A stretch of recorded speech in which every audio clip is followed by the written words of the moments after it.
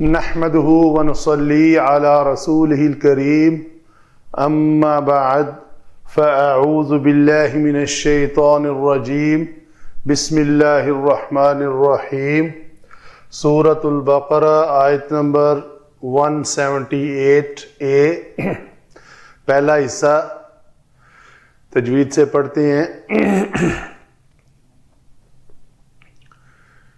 یا أيها الذين آمنوا كتب عليكم القصاص قصاص صاد کو پر کریں گے، نہیں تو سین بن جائے، قصاص سین نہیں ہوگا، لوٹائیں گے یہاں سے کتب علیکم القصاص فی القتل الحر، یہاں پہ القتل تھا تو اس لام کو یہ لام مفتوحہ ہے، اس کے بعد الف مدہ ہے تو الف نہیں مدہ کریں گے، قتلا نہیں کریں گے، قتل الحر بالحر والعبد بالعبد والانثى بالانثى۔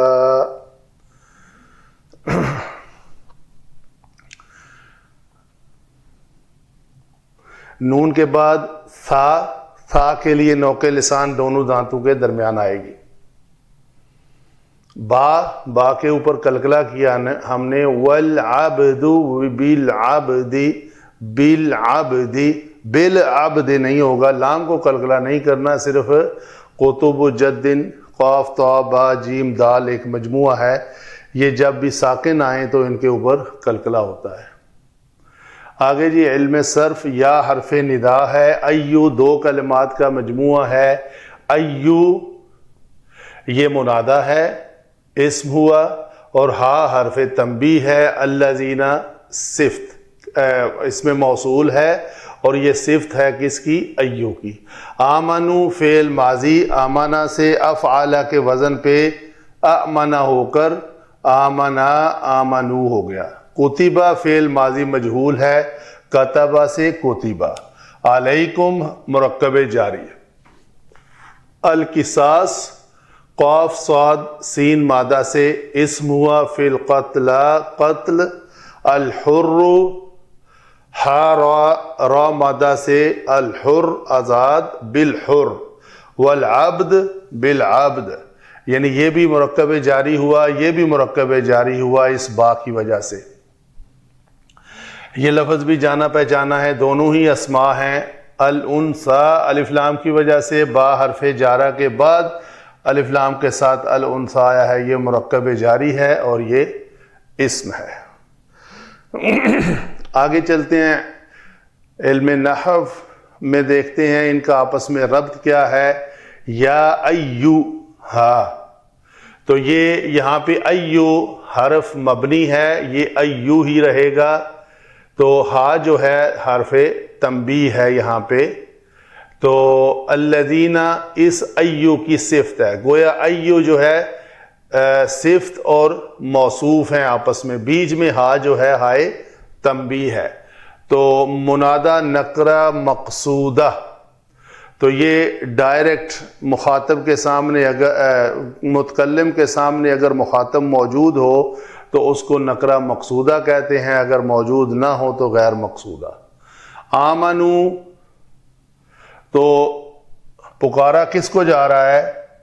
یا ایھا الذین آمنو، الذین اس میں موصول کا یہ صلہ ہوا، تو یہ ہم کہیں گے فعل ماضی جو ہے یہ صلۃ الموصول ہے، تو گویا اتنا جملہ جو ہے حرف ندا اور منادہ، ٹھیک ہے جی، مکمل ہوا۔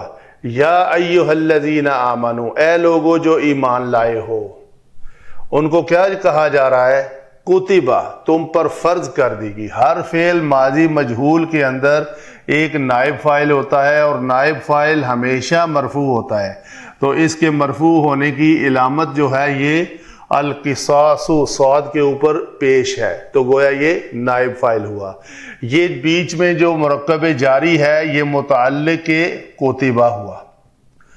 فی القتل کثرت سے یہ قانون ہے کہ جب کسی تنوین والے اسم کے بعد مرکب جاری آئے تو وہ اس کی صفت بنتا ہے، اور جب کسی الف لام یعنی معرفہ اسم کے بعد جار مجرور آئے تو وہ اس کا حال بنتا ہے.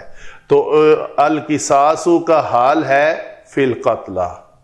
تو قصاص کا حکم جو ہے تم پر لکھ دیا گیا ہے. کس میں؟ قصاص کا حال کیا ہوگا کہ کسی قتل کے بدلے میں. تو کیا ہے جی آگے؟ الحر بالحر. یہاں پہ علماء لکھتے ہیں کہ یہ الحر مبتدا ہے اور بالحر جو ہے مرکب جاری ہو کر متعلق محذوف خبر ہے. وہ محذوف خبر کیا ہے؟ مأخوذ. الحر مأخوذ. اخذ یأخذ ہوتے ہیں پکڑنا، لینا. تو آزاد کے بدلے آزاد لیا جائے گا.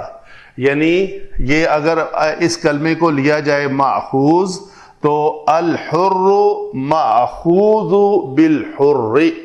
تو یہ ہے یہاں پہ ماخوذ ہونے کا. جیسے اگر ہم ڈائریکٹ ترجمہ کریں تو آزاد آزاد کے ساتھ. اگر آپ ماخوذ نہیں بھی نکالنا چاہتے تو پھر بھی معنی جو ہے وہ واضح ہو رہا ہے. کچھ علماء کی رائے ہے کہ کیوں غیر ضروری ماخوذ نکالا جائے، محذوف نکالا جائے. تو محذوف نکالنے کی ضرورت نہ ہو نہیں ہے. یہ سمجھنے کے لیے علماء اپنی طرف سے ایک ایڈیشن کرتے ہیں کہ اصل بات کو سمجھانے کا ایک مقصد پورا ہو جائے. الحر بالحر سیم طریقے سے تینوں ہی کی کنڈیشن سیم ہے. یہ بھی اگر اس طرح لیا جائے مبتدا اور یہ بالعبد مرکب جاری، یا تو اس کی ڈائریکٹ خبر ہے. یہ ان کا آپس میں علماء کا تھوڑا اختلاف ہے کہ کچھ کہتے ہیں کہ جار مجرور ڈائریکٹ خبر بن سکتی ہے، کچھ کہتے ہیں نہیں یہ خبر نہیں بن سکتی، اس کے لیے ایک محذوف خبر کا نکالنا ضروری ہے جس کے یہ متعلق ہوتا ہے. کوفیوں اور بصریوں کا یہ آپس میں اختلاف ہے. تو اس اختلاف کو مد نظر رکھیں تو یہ اس کا محذوف ہے، نہیں تو یہ ڈائریکٹ تو خبر ہے ہی ہے نا. تو اس کو واضح کر دینے سے کیا مطلب ظاہر ہوا کہ ہم نے دونوں کو رائے کو یہاں پہ وائٹ بورڈ پہ رکھ دیا. تو مبتدا اور خبر، اور غلام کے بدلے میں غلام کا قصاص. کس میں حال کیا ہوگا قصاص کا؟ قتل. قتل کی سچویشن میں، قتل کی حالت میں آزاد کے بدلے میں آزاد کو قتل کیا جائے گا، قصاص لیا جائے گا. غلام کے بدلے میں غلام کو، اور انثى کے بدلے میں انثى. یہ دیکھیں نا اللہ تعالیٰ کی اس نازل کردہ کتاب یہ ہے تخرج من الظلمات الی النور. جو مدینہ کے قرب و نواح میں بنو قریظہ اور بنو نذیر، یہ دونوں قبائل میں سے ایک قبیلہ طاقتور تھا، ایک کمزور تھا. تو طاقتور نے کمزور سے یہ عہد کیا ہوا تھا، تعہد لکھوایا ہوا تھا کہ اگر ہمارا ایک بندہ مارا جائے گا تو اس کے مقابلے میں تم کمزوروں کے 2 بندے مارے جائیں گے. اگر ہمارا آزاد غلام مارا جائے گا تو تمہارا آزاد مارا جائے گا. یعنی اس طرح کی جو ہے نا ناانصافیوں کے اوپر قانون بنائے ہوئے تھے. تو ان سب ناانصافیوں کو ختم کر کے اللہ تعالیٰ فرما رہے ہیں کہ آزاد کے بدلے ایک آزاد، غلام کے بدلے ایک غلام. ان کے طاقتور کے جو قبیلہ دونوں جن کا ذکر کیا میں نے، اس میں تھا کہ اگر کوئی عورت قتل ہوتی ہے، ان کی کمزور کی عورت قتل ہوتی ہے تو طاقتور کی بھی عورت ہی قتل ہوگی.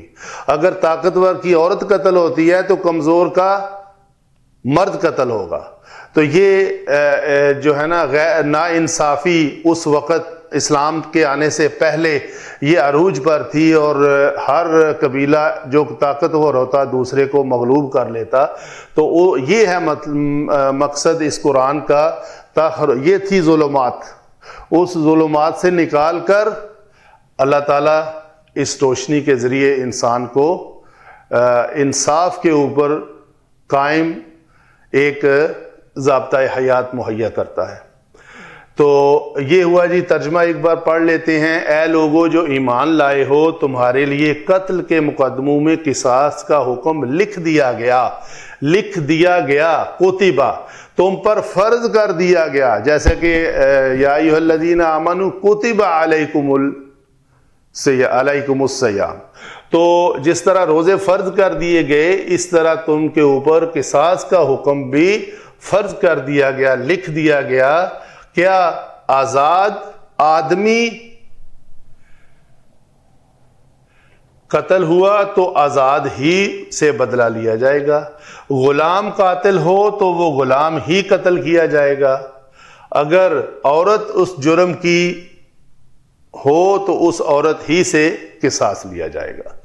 تو یہ ہے جی آیت کی آیت مبارکہ کا کچھ حصہ۔